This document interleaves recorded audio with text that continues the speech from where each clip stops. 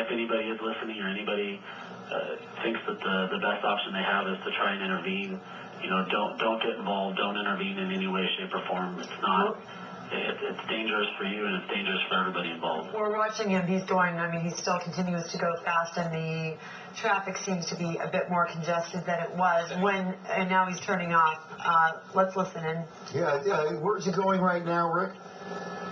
Just made a quick exit here. There is a CHP patrol car following him now. He just took that off ramp as well. The question I was going to have for Officer Harris is that he's making his way well to the north, and they pulled off for the most in terms of following him. Are they alerting law enforcement in communities like Los Angeles so that they can catch up with him in the air and let those patrol units know on the ground exactly where he stopped, perhaps running out of gas? And he is heading southbound on Telegraph Road now, which parallels the 5 here, coming out of East LA. Officer Harris, you still with us? Yes, sir. Sorry. As far as keeping the allied agencies involved, absolutely. We'll use every resource that we have, and we'll definitely keep in communication with all the outlying agencies in the area to keep them involved in the pursuit as well. Yeah. Well, you just saw him avoid the freeway from Downey Road. He got off, got back on, high speed. So just in case you thought he was going home. So tight right there. For those drivers, it's scary enough when you have a regular guy lane splitting at 65, 75 miles an hour. This guy's doing a lot. Look at that. And there's maybe 6 feet clearance, Jill, in between those cars at times. Maybe. Absolute. Rick, sometimes even less. Yeah, you're right. So he is going very quickly northbound here. A lot of volume, as you can see, traffic moving under 10 miles an hour. Back northbound, that's where he came from. Oh, here comes the scene. Oh, boy. Oh, no. Let's see what happens here. This is a very dangerous situation. You know, if he's armed, he's put down and he's down. And he's down. Look at that. What a courageous move by that CHP officer there. Very, very dangerous. You have no idea what you're dealing with. He came against traffic there. The individual being pursued just chose to drop the bike there, and wow, in custody. That was one of the quickest you've ever seen. Officer Harris, you were watching this. Take us through it.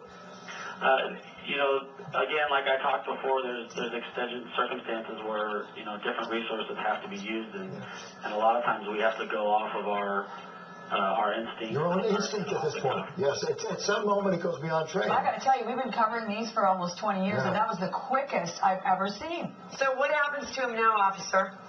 He's obviously going to be taken into custody, and he'll be booked into jail for felony reckless speeding. They're not even taking his helmet off. No, that's what I was just going to say. We also get to find out exactly what the infractions he may have been avoiding were, but again, he was pulled over for speeding, and who knows what's happening, but then you can see all the, And I don't know where that motor officer, California High Patrol, at your service there, came from. He ran a brake. He stopped traffic. He knew that he was coming back northbound, and it confronted him right head on like that. And that is the dangerous situation you can have as an officer. That motorcyclist may have had a gun. Yeah. You don't know. It's just amazing how quick the guy got off the cycle. Let me ask the police officer arrested him. Let me ask an important question here of Officer Harris. What that motorcycle officer did, which was very dramatic and very heroic, is that kind of off the books? Is that not a recommended thing to do?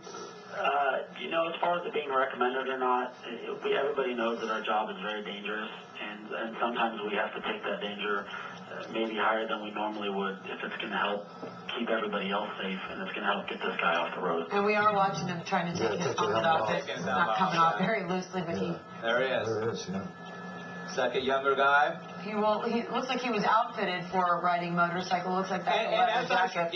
As I speculated, it was just a simple traffic infraction. They lit him up because he was speeding. He chose not